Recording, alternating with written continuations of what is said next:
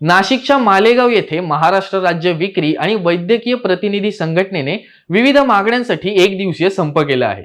औषधे आणि वैद्यकीय उपकरणे यांचा दर कमी करून त्यावरील जीएसटी रद्द करावा, गोपनीयतेने लाच घेणे थांबवावे, विक्रीशी संबंधित अत्याचार थांबवावा आदी मागण्यांसाठी शासन तसेच औषध निर्माता कंपन्यांच्या विरोधात हा एक दिवसीय संप केला असल्याचे आंदोलकांनी सांगितले। यावेळी पंतप्रधान नरेंद्र मोदी यांना अप्पर तहसीलदार यांच्या मार्फत निवेदन देण्यात आले।